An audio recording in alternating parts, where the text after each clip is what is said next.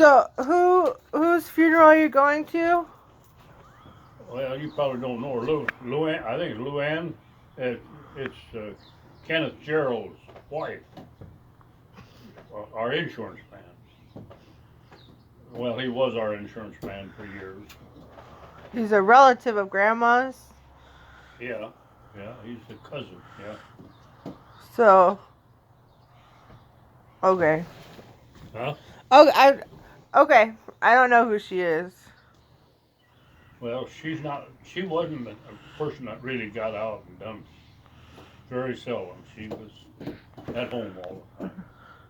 How does that make you feel that people around your age and older are starting to pass away? I don't know. How should it make me feel? I don't know. I would feel like people around me are dying. Huh? I would be a little worried. Oh, I'm not worried. I'm looking forward to it myself. Why? Well, what have I got here? I mean, I've got you kids and the family, but you don't need me. I mean, if you needed me, that'd be a different story. But you don't need me. So you're ready. Well, I don't know if I'm ready or not, but I've got a feeling that I got something ahead of me after I go. So I mean, I'm just wearing this body out, is all. so Not me. how do you want us to? What do you want us to do for your funeral? Do you want the regular traditional? You can dig a hole out there and put me right there. It'll be all right with me. Should we have a celebration of life, or should we have a celebration? Should we have a party when you die? There wouldn't be enough people around to come to a party for me. Oh, whatever. In the country. You'd be very surprised, Grandpa. Yeah, I know.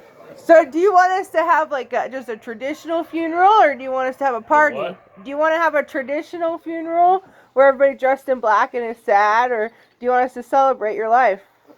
I don't know. I don't know what they are. So a celebration is when you have jokes and you laugh and you have a good time. Well, that's no good. No. That's no good? No. I'm not the funny person. Oh. No. You don't think so, huh? Huh? I get my dry sarcasm from you. Well, but that's not funny. Oh, yes, it is. It is. I make people laugh. Yeah, if you can do sarcasm, well, that's fine with me. A sarcastic funeral, huh? Huh? A sarcastic funeral, huh? As long as it don't go up above. Oh, As long as it don't leave the earth. Oh, you don't want to witness it, huh? Well, I don't want to. Well, I don't care. I'll sit.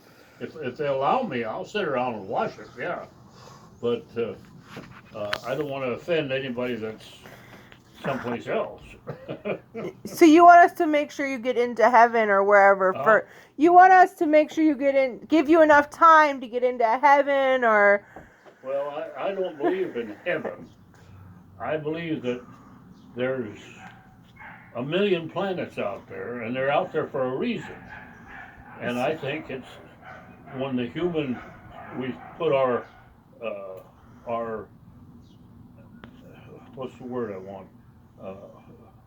Our apprenticeship here on Earth, then what is left of us has got a right to go to these other planets.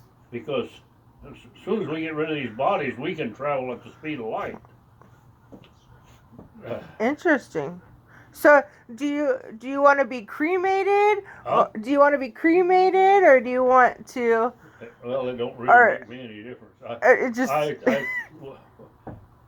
I don't know if you can. See, I was going to cremate my dad, and I talked to the mom and the kids, and that was fine with them, and I couldn't do it. So he's planted up there on the hill because I couldn't cremate him.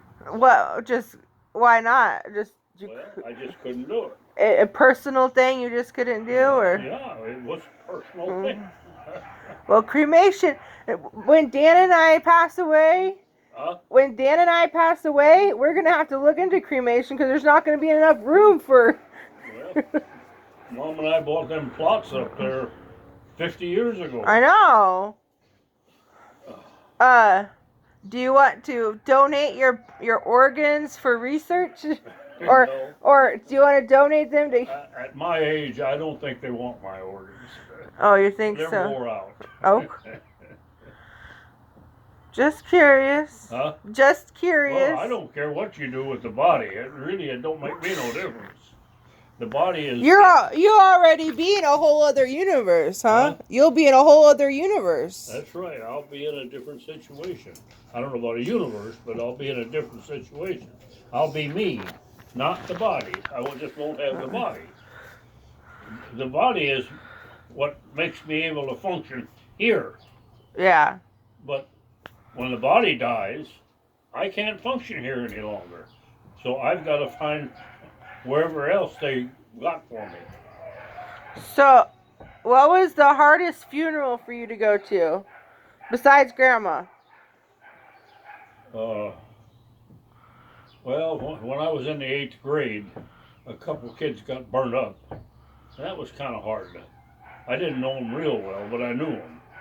And that was kind of hard to go see those funeral like that. But that was probably the first funeral I ever was at. So Yeah.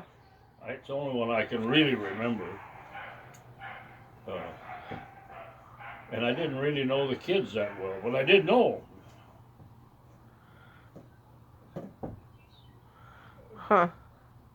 What about? Did you ever go to a fun funeral? A fun funeral? No, I don't think so. No, well, I don't think so. You gotta put the fun in funeral. Huh? You gotta put the fun in funeral. Oh, okay. When I pass away, I want it to be a party. Oh, okay. All right. Well, I don't really care what you do. You can take the shovel out there and dig a hole and put me in and it. Put some lime. That's not going to hurt my feelings a bit. Put some lime on top of you and. Well, if you don't want the body to stink, yeah, you'd have to. I don't think they legally allow you to do that. We used to do it all the time. With animals. When I was a kid there in Missouri, I'd go through the woods and I'd see where people. Missouri was a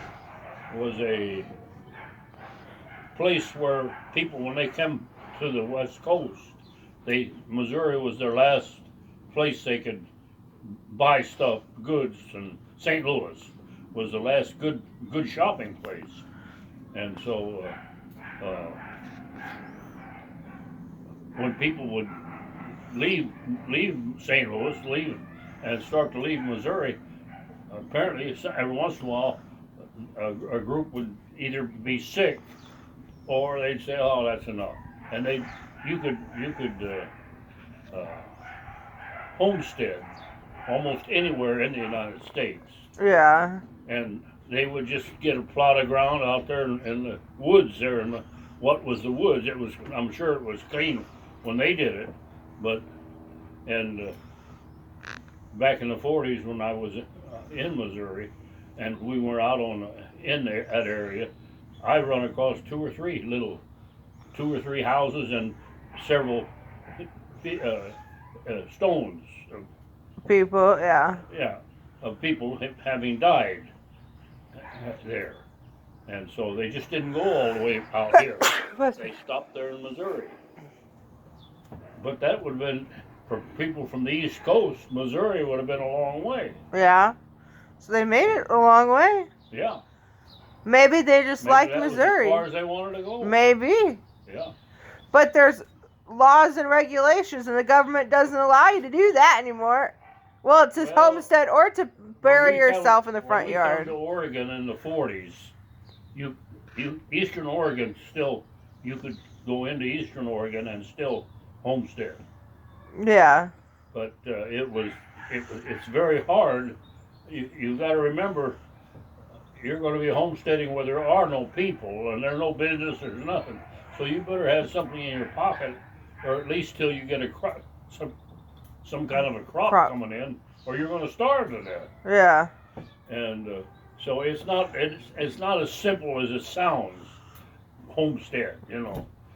That's what this was. This was a homestead here, 40 acres, and I can't remember the name of the people anymore, but I think the Geralds. No, the Geralds didn't own this. I can't think of the people that did own this. I don't know if they were that part of that the family that homesteaded this or not. But if they weren't part of it, they were very close to being part of it. Because we come here in the 40s and the 50s, and the 1800s wasn't that far away. Yeah. Wasn't that far back.